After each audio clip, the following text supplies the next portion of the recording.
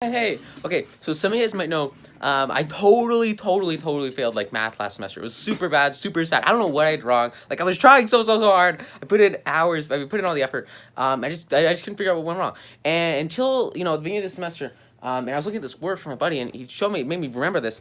The professor said, like, if you want to get good at anything, if you want to like have really amazing results, what you have to do is you have to practice the art of what you're actually doing. You have to actually do what you're doing. So when I was studying for this math class last semester, all I would do to study for exams was like read the textbook and then watch tons of videos on Khan Academy about like how to do this math stuff, and then read and review my notes and research all my notes and stuff. And I would practice, not on practice problems, but instead like by reviewing my work and by reviewing my notes. And that's what a lot of people do when they try to get into personal finance, when they try to get into investing. Like, instead of looking at the problems, they look at the notes, they look at the courses, they look at the reviews, they look at the oversights, they look at the textbook, quote unquote. They go up and they Google.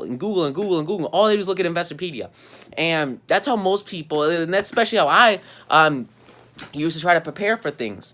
Until I had this mindset shift that my teacher shared with me. So basically what he said was, if you want to get the best results, what you have to do is actually practice what you're going to be tested on. So, in math, what I'm going to be tested on are problems. In physics, what I'm going to be tested on are problems. So it doesn't make sense for me to review a book. It makes sense for me to practice by practicing on problems, because you're not going to be tested on how well you know the subject. You're going to be tested on how well you can answer problems. And you can do practice problems to prepare for that. So my buddy here was doing all his practice problems. He made me realize this, and I was like, wow, it's so more critical. You get such better results when you actually practice what matters in the end of the day, instead of practicing stuff that actually isn't going to have that big of an impact. So a lot of people, he spent literally years looking at the market and standing on the sidelines saying, oh, I'll invest in the index once the market crashes, or oh, I'll invest later on, or blah, blah, blah, blah, blah, blah, blah, blah. And it flat out doesn't work. It doesn't matter. It doesn't have an impact. And, if you don't invest your money, you're not going to get a return. That's just how it works. Similarly, I didn't invest my time into practice problems, and because of that, I did not get a quality result. I didn't know the information because I was putting my effort, my energy, my time into the wrong thing. And so here's sort of the simple mindset shift you have to make. Instead of practicing the theoretical, instead of practicing the notes or the things that you aren't actually going to do, you need to practice what you're actually going to do. So with investing, if you want to get better at trading stocks, obviously to a certain point, you read the textbook the first time before you do the practice problems. You go through a course the first time before you actually start investing. But once you go through the material, once you understand it, the biggest thing you can do is implement it by practicing on real, actual performance investments. The most important thing you can do to work on a math test is do math problems. The most important thing you can do to work on a physics test after you read the textbook is do physics problems.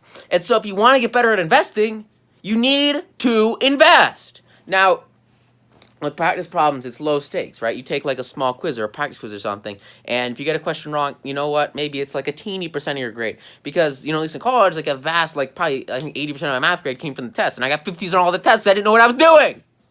And, if I get a 75 on a quiz, on a practice quiz, or if I get a 50 on a quiz, that doesn't really matter as much as the 80% of my grade that's the test. And so what you want to do is you want to make it sort of a low-stakes environment where you can seriously and intentionally practice whatever it is you're trying to do. So obviously with academics or whatever, you take a test and you figure out what you don't know and you get better at it by actually doing it. But with investing, obviously, it's a little bit different. You can't really do that. So here's the little mindset shift that you can use. Instead of having $1,000 positions, $10,000 positions, $40,000 positions, and jumping in really hard, start off with a small investment, maybe 10, 20, 40 bucks, $100. Make your max loss $10, right? Set your stop loss so that you're not losing maybe more than 10%. And what you're doing is you're practicing actually doing it. And that's really the most important thing. There's a really huge amount of education that comes at the beginning. And that's critical. That's key. You've got to have that to start succeeding. But once you have that, all you have to do is implement it and practice it. And you get better and better. by doing it, right? And so that's really, really the huge shift, is instead of focusing on the external, instead of focusing on the theoretical, instead of focusing on, how many investing quizzes can I pass, or how much do I know about, a company's financial report, how much can I identify on their balance sheet or crap like that, or how many setups do I know, how many, technical indicators do I know. I have a new student, I just met him last week, and he knows one or two things. He knows VWAP, and he knows how to do downward and upward. He knows how to do wedges. Not even symmetrical wedges, only downward wedges and only upward wedges. And in the information that I've taught him in like the past 4 days, he's already gone out, made his first investment, started implementing it, and he's like mastering wedges better than anybody I know. Why?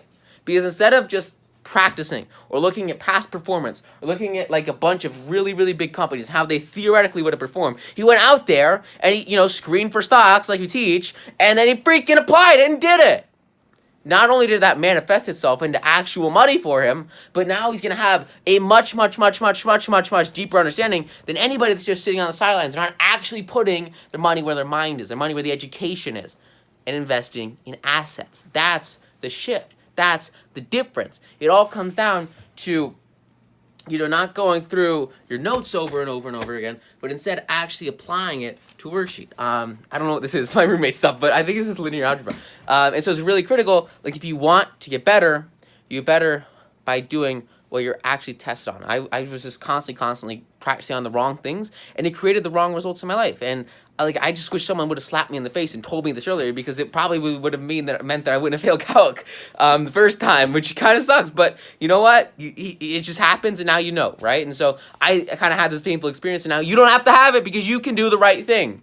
You can focus not on practicing by like watching a bajillion videos on investing, but instead by actually investing. Or really whatever it is that you want to get better at. It's just a very, very, very simple thing. Like you can read, usually what I'll do is if I get into a new subject, like I'll find 4, 5, 6 books or something on it that are really, really, really, really, really good.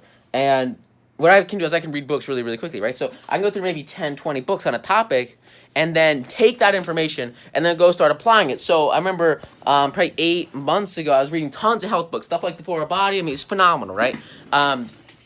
And then I took that and I started applying it, and I made changes in my diet, my routine, my workouts. I didn't change that much. I love what I'm doing. It's phenomenal. But you go through the material and you can kind of piece out the stuff that works and the stuff that you can apply, and then you just start doing that over and over and over and over again, and then you get a feel of what you should actually do, not because you read it in a book, or not because you sat on the silence, but because you actually took action on it and started working to actually make it happen. And so that's the key. That's the big message today. Is instead of practicing on things that you're not actually going to do, instead of practicing, counting calories, or practicing, watching videos, or practicing stuff that in reality isn't going to be that big of an impact. In reality, most likely will never happen again in your life. Like if you're practicing how to do things that you're never going to be tested on, that you're never going to actually implement, that you're never actually going to do, that's not a good use of time. And instead what you want to do is you want to practice the things that you're actually going to do in the future, and you want to get better at the things that you're actually going to do in the future.